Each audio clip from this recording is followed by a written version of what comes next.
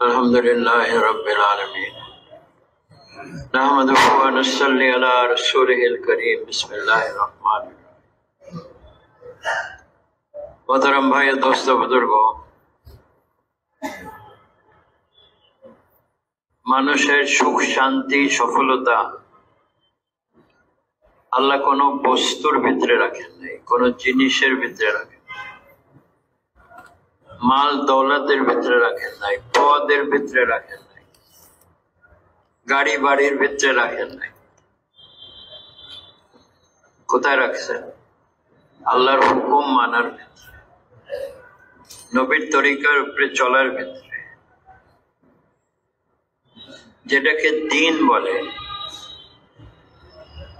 যার জীবনে যত দিন আসবে সে অত কামিয়াব হবে, আর যার জীবনে যত দিন কম হবে সে তত নাকাম হবে। আর যার জিন্দগিতে কোনো দিন নাই সে তো জাহান্নাম থেকে বাইরে হতে পারবে। এজন্য আম্বিয়া আলাইহিস সালামরা হেদায়েতের মেহনত নিয়ে আসতেন, মানুষ যেন হেদায়েত পায়, মানুষ যেন আল্লাহরে চিনতে পারে, আল্লাহর হুকুমের উপরে চলতে পারে, জাহান্নাম থেকে বেঁচে যায়, জান্নাতে চলে যায়। এটা ছিল নবীদের কাজ এবং নবীদের ফিকির। যারা নবীর দাওয়াত কবুল করত তারা কামিয়াব হতো, যারা অস্বীকার করত তারা ধ্বংস হয়ে। বড় বড় কওম আসছে, কেউ ব্যবসার অনেক উন্নতি, কেউ কৃষিকাজের উন্নতি, কারো শক্তি বেশি, কারো সংখ্যা বেশি, প্রত্যেকটা নাকাম হয়েছে। কেন?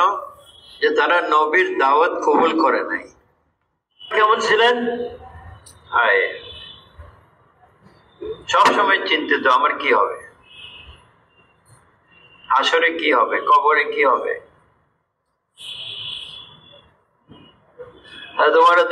ইন্তেকালের সময় ওনার মাথা ছেলের রানের উপরে ছিল। বললেন, বাবা আমার মাথা মাটিতে দিয়ে দাও। কেন আব্বা জান? মাটিতে আমি আমার চেহারাকে ডলতে থাকবো, আমার এই অবস্থা দেখে যদি আল্লাহ আমার উপরে রহম করে।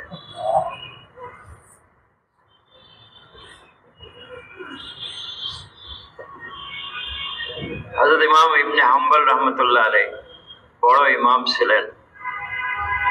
মওতের সময় একবার হোশ আসতেছে, একবার বেহুশ হইতেছে, আবার হোশ আসতেছে, আবার বেহুশ।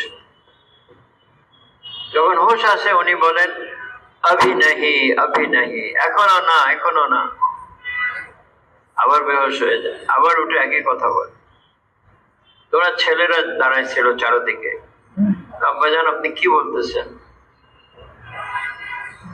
বললেন, শয়তান আমার সামনে দাঁড়ায় আছে আর বলতেছে, আহমদ তুমি তো আমার হাত থেকে বেঁচে গেল।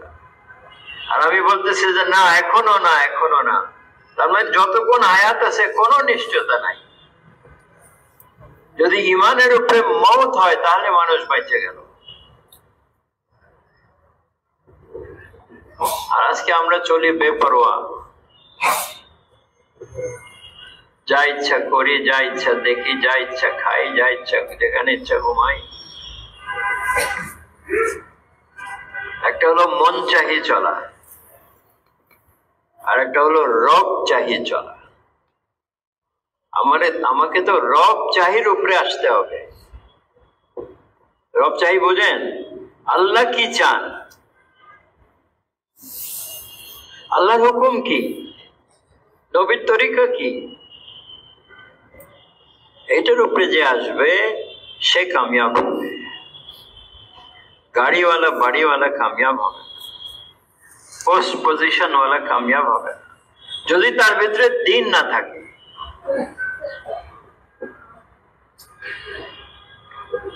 ভাই ইন্নাদ-দীনা ইনদাল্লাহিল ইসলাম। আর আল্লাহ কোন দিন কবুল করছেন, পছন্দ করছেন, সেটা হলো ইসলাম। আর ইসলাম মানে কি? অনেকে বলে ইসলাম মানে শান্তি। না, ইসলাম মানে আল্লাহর কাছে আত্মসমর্পণ করা, সারেন্ডার করা, এটা হলো ইসলাম। হ্যাঁ, যখন আপনি ইসলামের ভিতরে আসবেন আপনি শান্তি পাবেন। তো আজকে আমরা আল্লাহর কাছে সারেন্ডার করি না, আত্মসমর্পণ করি না। আমাদের দিন কিরকম? যতটুকু আমার মনের সাথে মিলে অতটুকু আমি দিনের উপরে চলি, আর যেটা আমার মনের খেলাফ আমি চলি। সেটা ব্যবসা হোক, সেটা পোশাক হোক, সেটা বিয়ে শাদী হোক।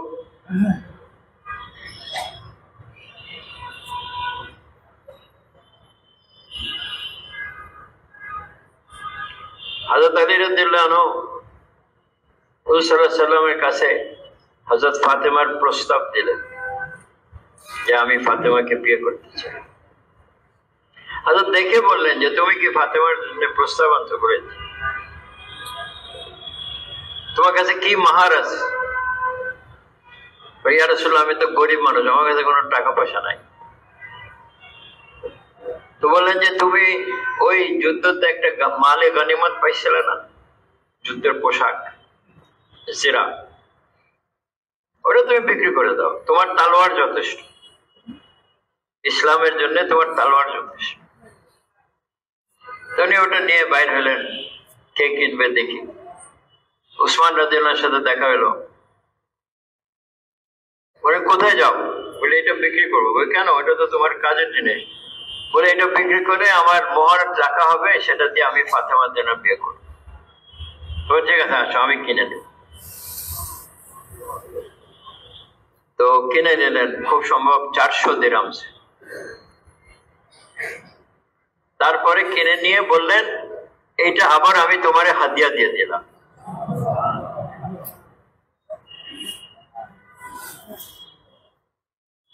মোহরের টাকা দিলেন হুসাসামকে। হুসাসাম বেলাল রাদিয়াল্লাহু বললেন এটা থেকে কিছু টাকা নিয়ে তাদের বাসার জন্য কিছু নিত্য প্রয়োজনীয় জিনিস নিয়ে আসো, আর কিছু খেজুর টেজুর নিয়ে আসো। আর যার সাথে দেখা হয় বলো যে মোহাম্মদ সাল্লাল্লাহু আলাইহি ওয়াসাল্লামের মেয়ের বিয়ে হবে মসজিদে, তোমরা যাও। মসজিদে হুজুর সাল্লাল্লাহু আলাইহি ওয়াসাল্লাম হযরত আলীর বিয়ে পড়াই দিলেন ফাতেমা রাদিয়াল্লাহু আনহা।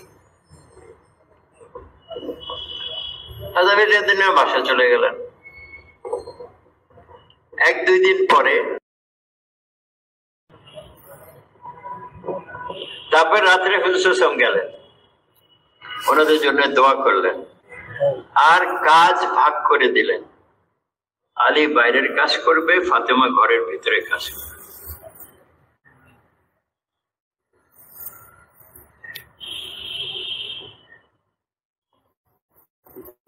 আজকে ইহুদ নাসারার তরিকা এত ঢুকছে আমাদের ভিতরে যে আমাদের মেয়েদেরকে ঘর থেকে বাইর করে দিচ্ছে।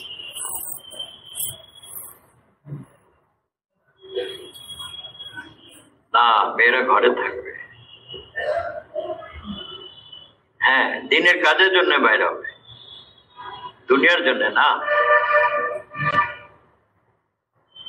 আমাদের হাজী আব্দুল মুকিত সাহেব রহমতুল্লাহ আলাইহি ছিলেন, যিনি এই মসজিদ বানাইছেন। উনি বলতেন, উনি মসরাতের কাজ অনেক করতেন, তো বয়ানে মেয়েদেরকে বলতেন আল্লাহ তোমাদেরকে বানাইছে রানী। মেয়েরা রানী না, ঘরে থাকবে, পুরুষরা খাইটে খুঁটে খানা আনবে, কাপড় আনবে, জায়গা সবকিছু। মেয়েরা রানীর মতন ঘরে থাকবে। আল্লাহ তোমাদেরকে বানাইছে রানী, আর তোমরা বলতে চাকর রানী।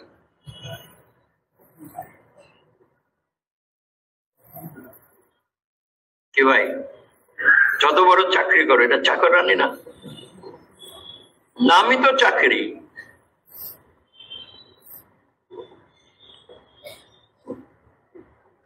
তো আমি কোথায় থেকে কোথায় চলে গেল। আসলে ভাই, দিন আমাদের ভিতরে কত আসতেছে এটা যাচাই করা, আর সেটা আল্লাহর হুকুম। কোরআন দেখেন, আর নবীর তরিকা হুজুর সাল্লাল্লাহু আলাইহি ওয়াসাল্লামের জিন্দেগি দেখেন। আজকে কোরআন তেলাওয়াত করি কিন্তু কোরআন বোঝার চেষ্টা করি না। তেলাওয়াত করতে হবে, বুঝতে হবে। কেন কোরআন প্রথম লাইনে বলে দিচ্ছে হুদাল লিল মুত্তাকিন, এটা হেদায়েত মুত্তাকিনদের জন্য। আল্লাহ হেদায়েত না নিয়ে না বুঝে আমরা চলতেছি। আল্লাহর হুকুম কিভাবে পালন করব? নবীর তরিকা দেখেন।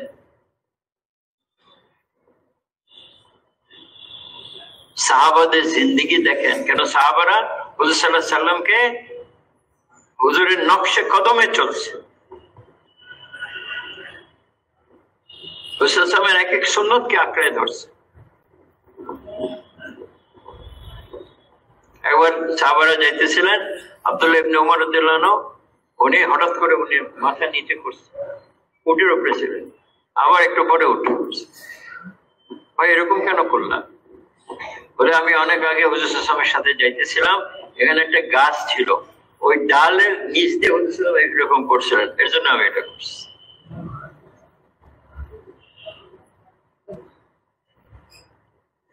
তো সুন্নতের পাবন্দ হওয়া দরকার, সুন্নত তালাশ করা দরকার। হুজুর সাল্লাল্লাহু আলাইহি ওয়াসাল্লাম এই সময় কিভাবে কি করছে, এবং আল্লাহর ফজলে এমন কোন দ্বিতীয় ব্যক্তি পাওয়া যাবে না পুরা হিস্ট্রিতে যে যার জিন্দেগি এত পরিষ্কার, এত ডিটেল, কোন আরের কোন রকম ব্যক্তি পাওয়া যায়। সব ব্যাপারে হুজুর সাল্লাল্লাহু আলাইহি ওয়াসাল্লামের না হলে কথা আছে, না হলে নিজের আমল আছে। লা ইলাহা ইল্লাল্লাহ মুহাম্মাদুর রাসূল, আল্লাহ নবীর অনুসরণ। আর এই কালমা খালি পড়লে হয় না, কালমার উপরে মেহনত করতে হয়। 70,000 কামরা হবে, আর প্রত্যেক ঘরে 70,000 দরজা হবে।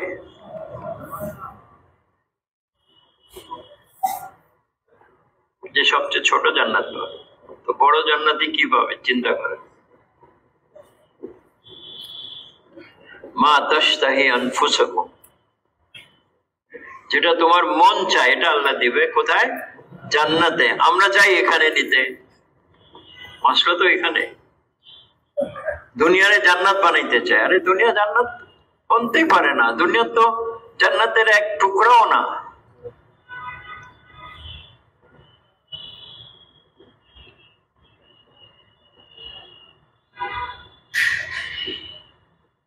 দুনিয়া বানাইতে বানাইতে মওত এসে যায়, তারপরে হায় আফসোস। ওই যে সাদ্দাত ছিল না, সে বলছে আমি জান্নাত বানাবো, কত বছর ধরে জান্নাত বানাই।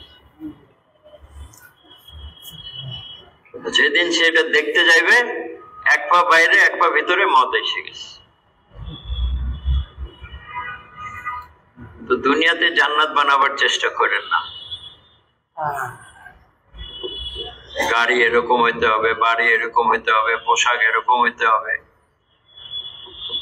আরে মাল আল্লাহ দিছে দিনের উপরে খরচ করার জন্য, দুনিয়ার উপরে না। দুনিয়া তো গলে যাইতেছে, পচে যাইতেছে। দুনিয়ার পেছনে যা খরচ করবেন এর হিসাব দিতে হবে, আর দিনের জন্য যা খরচ করবেন এটা আপনার জন্য এটা কি বলে পুঁজি হবে।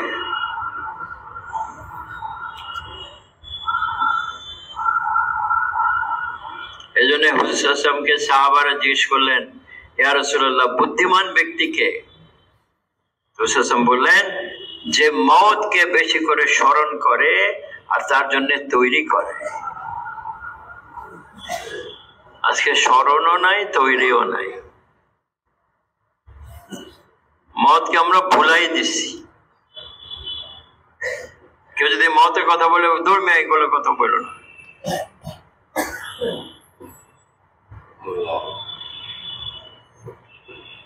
একজনের খুব প্রশংসা করতেছিলেন সাহাবারা। হুজুর সাল্লাল্লাহু আলাইহি ওয়াসাল্লাম বলছেন, সে কি মৃত্যুকে স্মরণ করতো? না, ওইরকম তো দেখি নাই। তাহলে তোমরা যেভাবে ভাবতেছো সে যেরকম, কত নাশ। যে মওতকে স্মরণ করে আর তার জন্য তৈরি করে। আচ্ছা, কোনো সময় স্মরণ হয়ে যায়, কেউ মরে গেল, কবরস্থানের পাশ দিয়ে যাইতেছি, কিছু পড়লাম, তো তৈরিটা কোথায়?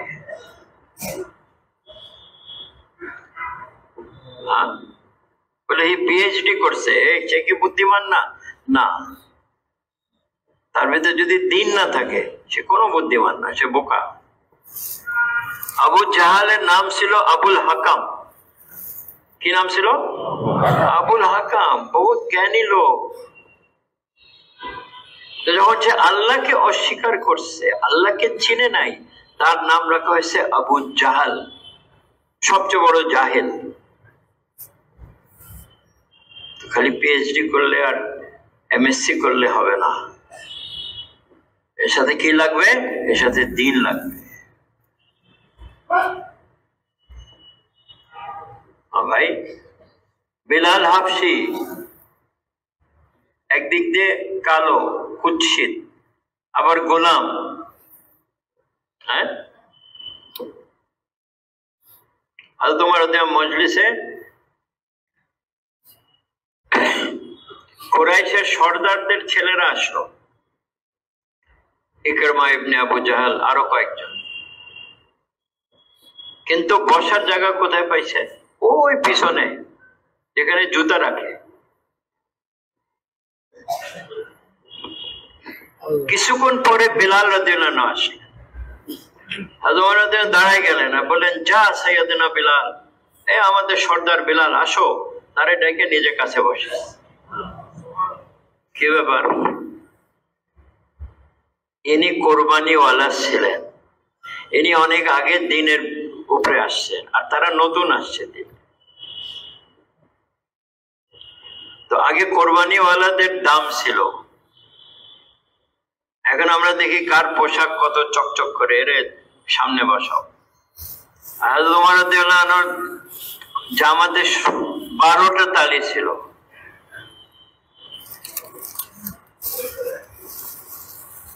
তো জিনিসে মানুষ দামি বলে না, তার ভিতরের গুণ, তার কোয়ালিটি, তার সিফত, এটাকে দামি বানায়। কার চোখে দামি? আল্লাহর চোখে দামি। হযরত ওমর রাদিয়াল্লাহু আনহু, উনি ইসলাম কবুল করছেন, উনি হয়তো 39 কি 40তম ছিলেন যিনি ইসলাম কবুল করছেন। কিন্তু ওনার মেহনত, ওনার কোরবানি, ওনার চেষ্টায় উনি কোন নম্বরে পৌঁছলেন? 2 নম্বরে। হযরত আবু বকরের পরে জায়গা পাইছেন ওমর রাদিয়াল্লাহু আনহু। হযরত আবু বকর হুজুর সাল্লাল্লাহু আলাইহি ওয়াসাল্লামের পাশে শুয়ে আছেন, ওনার পাশে হযরত ওমর রাদিয়াল্লাহু আনহু শুয়ে আছেন। একটা কুকুর যদি 1 কোটি টাকার গাড়িতে উঠে যদি ঢাকা শহরে ঘুরতে থাকে, তার দাম কি বেড়ে যায়?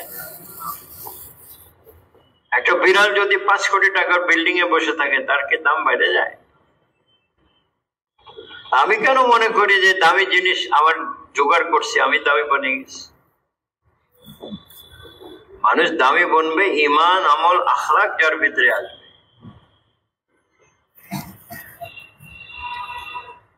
সারা দুনিয়া যদি ভরে যায় কিন্তু একজনও ঈমানওয়ালা নাই, আল্লাহ কিয়ামত কায়েম করে দেবে।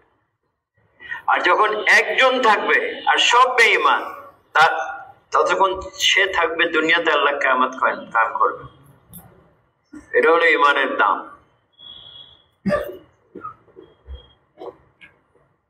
এজন্য ভাই, তাবলীগ এক মেহনত শেখাইতেছে, যে মেহনত করলে আমার ঈমান, আমল, আখলাক বনবে, আমি দামি বনতে পারব, আমি আল্লাহকে রাজি করতে পারব। ভাই, সে মেহনত কোনটা? সে ওই মেহনত যেটা হুজুর সাল্লাল্লাহু আলাইহি ওয়াসাল্লাম সাহাবাদেরকে দিয়ে করাইছে। মক্কা শরীফে হুজুর সাল্লাল্লাহু আলাইহি ওয়াসাল্লাম 13 বছর ছিলেন। কোনো বড় হুকুম আসে নাই।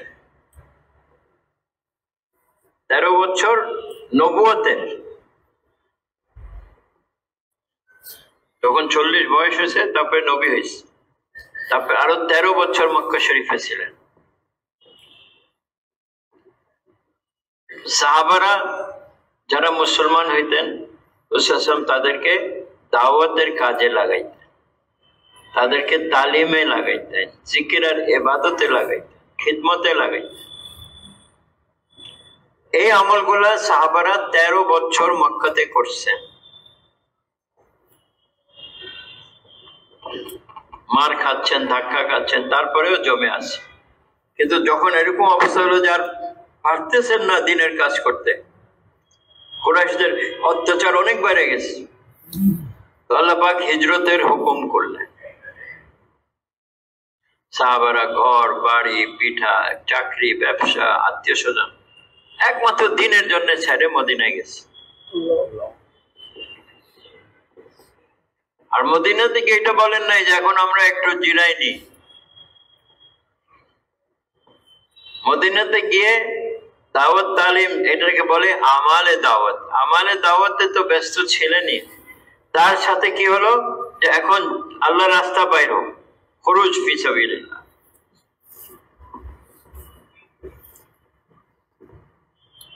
বদরে গেছেন, উহুদে গেছেন, হুনাইনে গেছেন, খন্দকে গেছেন, খায়বারে গেছেন। রাসূলুল্লাহ নিজে 27-28 বার গেছে। আর হযরত মাওলানা ইউসুফ সাহেব বলছেন যে সাহাবারা 10 বছরে 150 জামাত বাইরেছে মক্কা মদিনা থেকে। তো যখন মুকামে থাকতেন আমালে দাওয়াতে ব্যস্ত থাকতেন, আর যখন আল্লাহর রাস্তা যাইতেন তো দাওয়াত দিতে, বাধা পাইলে যুদ্ধ করতেন। আর ওখানে গিয়ে আমালে দাওয়াত কায়েম করতেন। মক্কা শরীফে পুরুষ মেয়েরা একসাথে কাজ করতেন। ওই সময় পর্দার আয়াত নাজিল হয়নি। মদিনাতে যখন পর্দার আয়াত নাজিল হয়েছে তো পুরুষরা মসজিদে আর সাহাবিয়ারা নিজে নিজের ঘরে, একই আমল। যারা দূর থেকে মদিনা থেকে আসতো নতুন মুসলমান দিন শিখতে, তো পুরুষ হলে মসজিদে শিখতো, মেয়েরা হলে সাহাবাদের ঘরে শিখত, সাহাবিয়ারা শেখাইতেন। আজকে মসজিদ খালি আর ঘরগুলোর কি অবস্থা, এটাতে আমি আর আগে চাইতেছি না। ঘরগুলোর কি অবস্থা আজকে, কোথায় কোরআন তেলাওয়াত, কোথায় জিকির, কোথায় তালিম, কোথায় নামাজ, কোথায় পর্দা।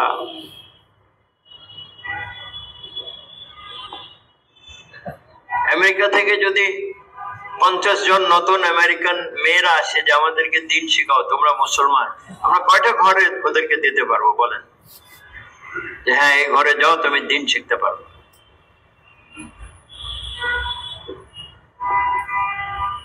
এই জন্য মৌলানা ইলিয়াস সাহেব বলতেন हम सिर्फ भटके नहीं हैं, बहुत भटक चुके हैं। আমরা পথ হারা হই নাই, অনেক বেশি পথ হারাইছি, অনেক দূরে চলে গেছি আসল থেকে।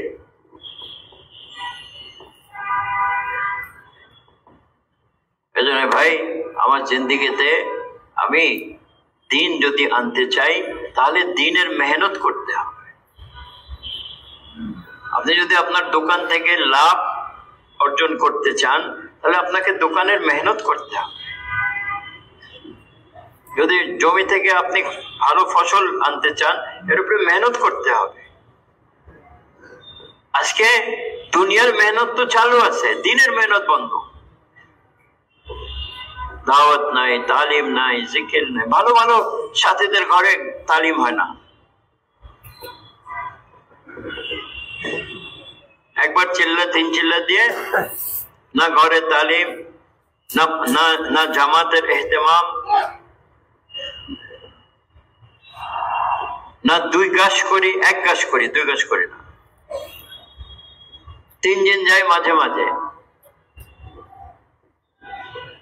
কেন? যেন এখন দোকানে ভেজাল আছে।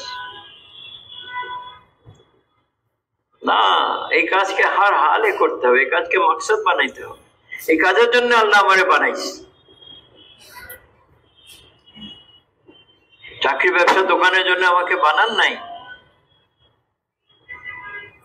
কুল হাযিহি সাবিলি আদউ ইলাল্লাহ আলা বাসীরাতিন আনা ওয়া মান ইত্তাবানি। নবী বলে দেন এটা আপনার রাস্তা, মানুষকে আল্লাহর দিকে ডাকা, আপনার এবং আপনার উম্মতেরও। তো নবী দাওয়াত দিতেছেন, নবী দাওয়াত দিয়ে চলে গেছে, আর আমরা পরে যারা উম্মত আসছে আমরা আর দাওয়াত দিই না।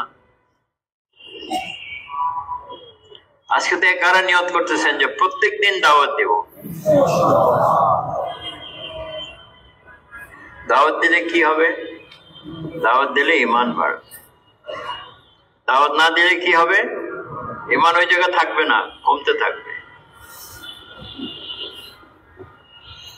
আর কি হবে দাওয়াত দিলে? গলত ইয়াকিন সহি হবে। হ্যাঁ, আজকে তো ইয়াকিন গলত। নামাজ পড়ি, রোজা রাখি, কিন্তু ইয়াকিন গলত। আমার দোকান না হলে তো শেষ, আমার চাকরি না হলে তো শেষ।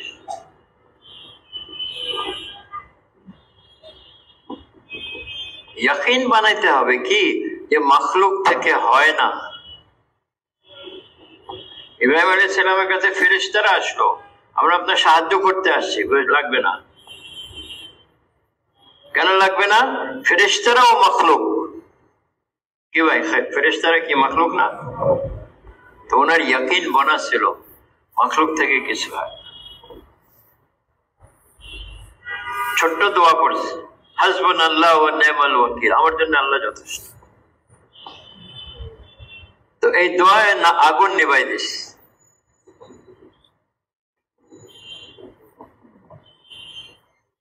তো ইয়াকিন বনবে দাওয়াত দিলে।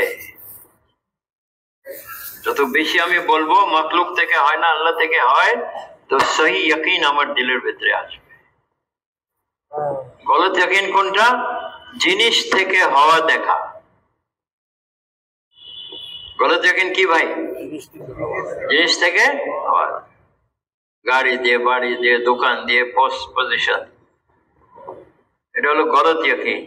আর সহি ইয়াকিন কি? আল্লাহ থেকে হওয়া দেখা। সহি ইয়াকিন ওয়ালা কোথায় যাবে?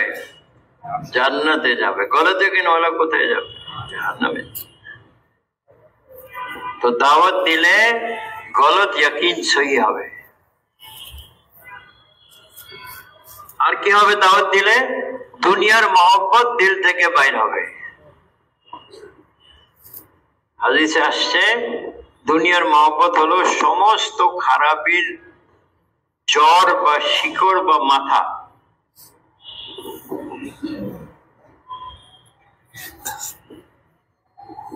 তো দুনিয়ার মহব্বত নিয়ে চাকরি করি, ব্যবসা করি, দোকানদারি করি, নামাজ পড়ি, রোজা রাখি, দুনিয়ার মহব্বত দিলে এই দুনিয়ার মহব্বত কিভাবে বাইর হবে? যখন আমি দাওয়াত দিব, যখন আমি আল্লাহর বড়াই বয়ান করব, তো দুনিয়া ছোট হবে। হ্যাঁ, তারপরে দুনিয়া দিল থেকে বাইর হবে, তারপরে আল্লাহ আল্লাহ রসুলের মহব্বত দিলে বসবে। এখন তো দিলে দুনিয়া বসে রাখছে, আল্লাহ রসুল আসবে না। আপনার বোতলে নাপাকি আছে, পিসাব আছে, এর ভিতরে কেউ মধু দিবে? কি করতে হবে মধু নেওয়ার জন্য? নাপাকি বাইর করেন, এটাকে পরিষ্কার করেন, তারপরে মধু আসবে। তো দুনিয়ার নাপাক মহব্বত দিলে রাখছি, কোনোদিন আল্লাহ আল্লাহ রসুলের মহব্বত আসবে না। আর যখন দাওয়াত দিতে থাকবো আল্লাহ বড়, আল্লাহ করেন, আল্লাহ থেকে হয়, তো দুনিয়া দিল থেকে বাইরে হবে, আর আল্লাহ আল্লাহ রসুলের মহব্বত দিলে আসবে। আর কি হবে দাওয়াত দিলে? আল্লাহর সাথে খাস সম্পর্ক হবে। দায়ের সাথে আল্লাহর খাস সম্পর্ক আছে। মুসা আলাইহিস সালাম বনি ইসরাইল কওমকে বাইর করে নিয়ে আসলেন মিসর থেকে। সকালে দেখলেন সামনে নদী, পিছনে ফেরাউনের লস্কর, সামনে মওত, পিছনে মওত। বনি ইসরাইল কওম কি বলল? আমরা তো শেষ হয়ে গেছি, হায় আমরা শেষ হয়ে গেছি। মুসা আলাইহিস সালাম কি বললেন? কাল্লা ইন্না মাইয়া রাব্বি সায়াহদিন, হইতে পারে না আমার আল্লাহ আমার সাথে আছে। এটা হলো খাস সম্পর্ক। মানে ইসরায়েল কম মুসলমান ছিল, কিন্তু তারা দায়ী ছিল না। গারে সুরে যখন হুজুর আবু বকরের লুকায় আছেন, তো কাফেররা তালাশ করতে করতে গুহার মুখে চলে আসে, মুখের উপরে চলে আসে। বললেন, ইয়া রাসূলুল্লাহ, ওরা নিচে তাকালে তো আমাদের দেখে ফেলবে। হুজুর কি বললেন? এ আবু বকর, ঘাবড়ায়েন না, আল্লাহ আমাদের সাথে আছে। লা তাহজান ইন্নাল্লাহা মা'ানা, আল্লাহ আমাদের সাথে আছে। ওখানে মুসা আলাইহিস সালাম কি বললেন? আমাদের সাথে বলেনি, কি বললেন? আল্লাহ আমার। এখানে হুজুর বলতেছেন আমার সাথে, আমাদের সাথে। কেন? ওখানে মুসা আলাইহিস সালাম একা দায়ী ছিলেন, এখানে নবীও দায়ী, উম্মতও দায়ী। ইন্নাল্লাহা মা'ানা। তা প্রশ্ন উঠে, তাহলে আবু বকর ঘাবড়াইলেন কেন? তো উলামায়ে কেরামরা বলেন যে হযরত আবু বকর নিজের জাতের জন্য ঘাবড়ান নাই, ওই ভয় পাইছেন যে হুজুর ধরা পড়লে কি হবে। এজন্য ভাইও, দাওয়াতকে মজবুতের সাথে ধরি।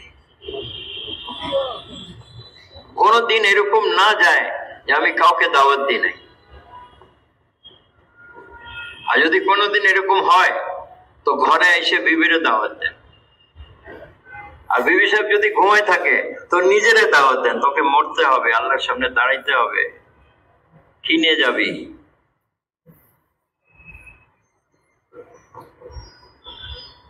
তো সবাই দাওয়াত দেব না ভাই দোস্ত? মাওলানা সাদ সাহেব ইনফিরাদি দাওয়াতের উপরে খুব জোর দিতেছে। সাহাবারা ইনফিরাদি দাওয়াত, হুজুর সাহেব বেশি ইনফিরাদি দাওয়াত, লোক জমা করে হুজুর সাহেব কম কথা বলছে, কিন্তু ইনফিরাদি দাওয়াত জীবন ভর দিচ্ছে।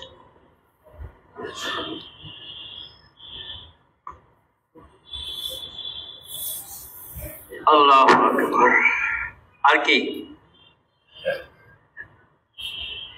দাওয়াত দিলে ঈমান বনবে, আর ঈমান মজবুত হলে আমল সহি হবে। এজন্য নামাজকে ঠিক করি, ইলম হাসিল করি, আল্লাহর জিকির। দেখেন, জিকির খালি মানে এই না যে সুবহানাল্লাহ সুবহানাল্লাহ সুবহানাল্লাহ। জিকিরের মানে হলো স্মরণ, আল্লাহকে ইয়াদ করা, আল্লাহকে মনে রাখা। এক ওস্তাদের ছাত্র ছিল, তাই সে ওস্তাদ ওই ছাত্রকে খুব ভালোবাসত। বাকি ছেলেরা হিংসা করছে যে এরা খালি ভালোবাসে, আমাদের তো এরকম পাত্তা দেয় না। তো উস্তাদ যখন শুনলো, বলে আচ্ছা তোমরা সবাই আসো। প্রত্যেকের হাতে একটা ছুরি দিছে, আরেক হাতে একটা মুরগি দিছে। বলে তোমরা সবাই চলে যাও, এমন জায়গায় মুরগি জবাই করো যেখানে কেউ তোমাদেরকে না দেখে। সব চলে গেছে, এই ছেলেও গেছে। তারপরে সবাই, কেউ জঙ্গলে, কেউ রুমে ঢুকে, কেউ গাছের উপরে উঠে, সব জায়গায় জবাই করে নিয়ে আসছে। ও আসে না, আসে না, আসে না, আসে না। অনেক দেরি করে আসলো, হাতে মুরগি জবাই করা না, জিন্দা, আর আরেক হাতে ছুরি। তো সবাই হাসছে যে দেখেন এত সহজ কাজ করতে পারো না, আর আপনি তার এত ভালোবাসেন। ওই কি ব্যাপার, তুমি মুরগি জবাই করো নাই? বলো হুজুর, এমন কোন জায়গা পাইলাম না যেখানে আল্লাহ আমারে দেখতেছে না। সবাই বুঝলো যে আচ্ছা। তো জিকির মানে আল্লাহর স্মরণ, আল্লাহর ইয়াদ।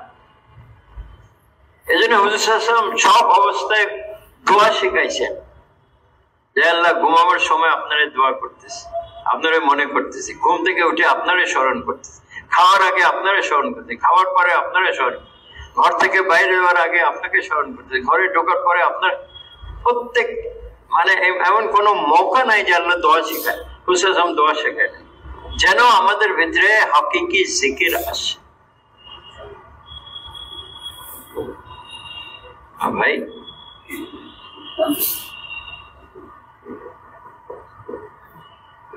আর ভাই দোস্ত, আমল তো সবাই করে, কিন্তু আমার আমলের ভিতরে ইখলাস কি পরিমাণ আসছে এটা কে যাচাই করে? হাসরের মাঠে 3 ব্যক্তিকে আগে আনা হবে, শহীদ, দাতা, আলেম। প্রত্যেকে জিজ্ঞেস করা হবে তোমরা কি করছো? বলে আল্লাহ আপনার জন্য করছি। শহীদ বলবে আপনার জন্য কল্লা কাটাইছি। আলেম বলবে আপনার জন্য দিন শিখাইছি। দাতা বলবে আপনার জন্য মাল খরচ করছি। আল্লাহ বলবেন মিথ্যা, ফেরেশতারা বলবেন মিথ্যা। বলছে তোমরা করছো নাম কামের জন্যে, মানুষ তোমাদেরকে ভালো বলবে এজন্য এগুলো করছি, সেটা তো তোমরা পাইছো, আমার কাছে কিছু পাবে না। ফেরেশতারা তাদেরকে ধাক্কা দিয়ে দিয়ে জাহান্নামে ফেলে দিবে, তারপরে বাকি লোকদের হিসাব হবে। ভাই এখন আমরা দেখি আমার নামাজে কতটুক ইখলাস আছে, আমার ব্যবসাতে কতটুক ইখলাস আছে, আমার রোজাতে কতটুক ইখলাস আছে, আমার তাবলীগে কতটুক ইখলাস আছে।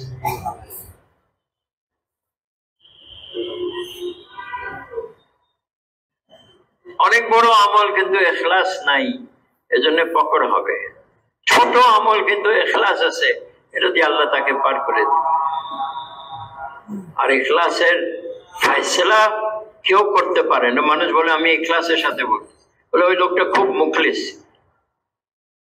মানে ইনামুল হাসান সাহেব রহমতুল্লাহ বলতেন ইখলাসের ফয়সালা হাসরের মাঠে আল্লাহ করবে, কে মুখলিস কে মুখলিস না। শয়তান বলছিল আমি তো জাহান্নামে যাইতেছি, আদমের সন্তানদেরকে নিয়ে আমি জাহান্নামে যাব, আদমের সন্তানদেরকে নিয়ে যাব আমি জাহান্নামে। আল্লাহ কি বলছিলেন? আমার মুখলিস বান্দাদেরকে নিতে পারবে না। যাদের ভিতরে ইখলাস আছে তাদেরকে নিতে পারবে না। এজন্য আমাদের একটা নম্বরই হলো তাহসিয়ে নিয়ত। নিয়তকে খালিজ করার চেষ্টায় লাগে থাকো, যেন নিয়ত খালিজ হয়, নিয়তে কোনো ভেজাল না থাকে। ভাই তো ইখলাস ওয়ালা পার পাবে। আর ভাই দোস্ত, জান আর মাল কে দিছে? জান আর মাল যদি আল্লাহ দিয়ে থাকেন, তাহলে আল্লাহ যেভাবে চান সেভাবে খরচ করি। জানের মালিক আমি না, মালের মালিক আমি না, এগুলা আমাকে আমানত স্বরূপ দেওয়া হয়েছে। ভাই আপনাকে কেউ 1 লাখ টাকা দিচ্ছে, ভাই আমি বিদেশে যাচ্ছি, আপনি টাকাটা রাখেন। হ্যাঁ, আমি যদি কাউরে পাঠাই সেটা আমি লিখে দিব, ওই পরিমাণ তারে দিয়ে দিই। কারণ ভাই আসে বললো আমারে 10,000 দেন, দিবে। আরেকজন আসলো এত টাকা দেন, দিল। কিন্তু সে কি নিজে এই টাকা খরচ করতে পারবে? যে একটু ব্যবসায় লাগাই দিব তো পরে আসবে। সে যদি নিজে খরচ করে এটা খেয়ানত হবে। কি হবে ভাই? খেয়ানত হবে। আর খায়েন জান্নাতে যেতে পারবে না। তো আল্লাহ যে আমারে মাল দিচ্ছে এটা আমানত, আমি মন মতন খরচ করতে পারবো না। কি দেখতে হবে? আল্লাহ কিভাবে বলছেন, রাসূল সাল্লাল্লাহু আলাইহি ওয়াসাল্লাম কিভাবে করছেন, সাহাবারা কিভাবে করছেন, তাহলে আমি আমানতদার হব। আর যদি মন মতন খরচ করি তাহলে আমি খায়েন হব। ঠিক এরকম জান আল্লাহ দিচ্ছেন আমাকে আমানত স্বরূপ। আমি মনে করছি জান আমার যেখানে ইচ্ছা লাগাই, মাল আমার যেখানে ইচ্ছা খরচ করি না। এটা বহুত বড় ভুল ধারণা। জান সাহাবারা কোথায় লাগাইছে? 4 থেকে 6 মাস আল্লাহ রাস্তা লাগাইছে, তো আমরা আল্লাহ রাস্তায় লাগাই। বাকি সময় যখন মদিনায় থাকতেন কোথায় লাগাইতেন? কিছু সময় চাকরি ব্যবসাতে দিতেন, কিছু সময় মসজিদে দিতেন, রাত্রে কিছু সময় বিবি বাচ্চাদেরকে দিতেন, কিছু সময় মসজিদে দিতেন। এই তরতিবের উপরে আমাদেরকে আসতে হবে। কেন? সাহাবাদের জিন্দেগি দেখে আল্লাহ রাজি হয়ে গেছে। আজকে আমরা কত সময় দিই মসজিদে, কত সময় দিই? ইহুদ নাসারা 10-12 ঘন্টা বাজারে দেয়, আমরাও দিতেছি না ভাই। মসজিদ ওয়ালা বনি। হুসাইনের কাছে যখন সাহাবারা শুনছেন যে দুনিয়াতে সবচেয়ে প্রিয় জায়গা আল্লাহর কাছে হলো মসজিদ, আর সবচেয়ে অপছন্দনীয় জায়গা হলো বাজার, তো সাহাবারা বাজারে কম সময় দিতেন, মসজিদে বেশি সময়। আমরাও শুনছি, আমরা শুনছি না? আমরা বেশি সময় কোথায় দিই? ব্যাপারটা কি? ইয়াকিন বনে নাই, আল্লাহর কথা হক, নবীর কথা সত্য, এই ইয়াকিন বনে নাই। সাহাবাদের ইয়াকিন বনা ছিল, আল্লাহ বলছেন। ইয়াকিন মানে দাওয়াত দিলে, দাওয়াত দিনা কিভাবে ইয়াকিন বনে? আজকে থেকে বেশি সময় মসজিদে কারা লাগাবে? নিয়ত করেন, একদিনে হবে না, কিন্তু আমাদের বড়রা বলে কমসে কম 2.5 ঘন্টা তো দাও। এরপরে আস্তে আস্তে বাড়ো, 2.5 ঘন্টা থেকে 3 ঘন্টা, 3 ঘন্টা থেকে 4 ঘন্টা, 4 ঘন্টা থেকে 6 ঘন্টা, কমসে কম 8 ঘন্টা লাগাই। নিজামুদ্দিন আজাদরা বলতেছেন 8 ঘন্টা চাকরি ব্যবসাতে দাও, 8 ঘন্টা বিবি বাচ্চারে দাও, 8 ঘন্টা তাবলিগে দাও। কারা নিয়ত করতেছেন এই তরতিবে? চেষ্টা করি, দোয়া করি, আল্লাহ তৌফিক দিলে হয়ে যাবে ভাই। তো যখন মুকামে থাকবো ভাই মসজিদে সময় দিব, আর যখন আল্লাহ রাস্তায় যাব তো 4 থেকে 6 মাস। এখন নিজামুদ্দিনের দাওয়াত চিল্লার না, 4 মাস থেকে 6 মাস, 4 মাস খুরুজ আর 2 মাস মার্কাজে। এইভাবে যদি আমরা চলতে থাকি তো ইনশাআল্লাহ তাআলা দিন আমাদের ভিতরে আসবে, দিন অন্যদের ভিতরে আসবে, আর দিন সারা দুনিয়াতে যাবে। সাহাবারা মক্কা শরীফে বসে থাকেন নাই, ওনারা বলতে পারতেন আমরা হুজুরের সাহাবী, যার দিন লাগবে আমাদের কাছ থেকে নিয়ে যাও, আমরা মক্কায় থাকবো, মদিনায় থাকবো। তা তো বলেন নাই, অথচ দুনিয়ার কোনায় কোনায় চলে গেছে। হযরত উকবা বিন নাফি রাদিয়াল্লাহু আনহু ওনার ঘোড়া আটলান্টিক মহাসাগরের তীরে নামাইছেন আর বলছেন আল্লাহর কসম, যদি আমি জানতাম যে এই সমুদ্রের ওই পারে মানুষ বাস করে আমি ওখানেও যাইতাম। ভাই সুদানে একটা গ্রাম আছে, ওটার নাম হলো সাহাবা। তো ভাই এটার নাম সাহাবা কেন? বলে এখানে 50 জন সাহাবার কবর আছে। তো সাহাবারা তো সারা দুনিয়াতে কবর বানাইছে। সাহাবারা আল্লাহ রাস্তায় বলে যে আরব দেশে 10-12 হাজার বা 15 হাজার সবচেয়ে বেশি কবর সাহাবাদের পাওয়া যায়। বাকি কবর কোথায় গেল? 1.25 লক্ষ তো একত্র হয়েছিলেন আরাফাতে, 1 লাখ কি 1.25 লাখ। তো সাহাবারা যে সারা দুনিয়া গেছেন, উদ্দেশ্য কি ছিল? দুনিয়া কামানো, ব্যবসা, চাকরি, বিয়ে শাদী। একটা নিয়ত ছিল যে দুনিয়াতে দিন জিন্দা হবে, আলাই কালামাতিল্লাহ, কালামা বুলন্দ হবে। এটা ছাড়া আর কোনো নিয়ত ছিল না। এবং যার কারণে ওনারা কামিয়াব হয়েছেন। ভাই, এক সাহাবী 27 বছর পরে মদিনা আসছে। কত বছর? তো মসজিদে নববীতে 2 রাকাত নামাজ পড়ছে। এক কিনারে দেখলেন এক নওজোয়ান খুব সুন্দর বয়ান করতেছে। মনে মনে ভাবলেন, আমার তো একটা বাচ্চা রেখে গেছিলাম ছোট, সে এরকমই তার বয়স হবে। তো উনি মজলিসের শেষে বাসায় দিকে আসলেন। দরজার উপরে দেখলেন ওই নওজোয়ানও এসে গেছে। নওজোয়ান বলতেছে, হে বড় মিয়া, তুমি এখানে কি চাও? বড় মিয়া বলতেছে, তুমি এখানে কি চাও? এটা আমার বাসা। বলে, এটা আমার বাসা। তো জোরে জোরে যখন দুইজনের আওয়াজ ঘরে তার বিবি শুনছে, তো বলছে, বাবা, এটা তোমার আব্বা, দুজনই ঘরে আস।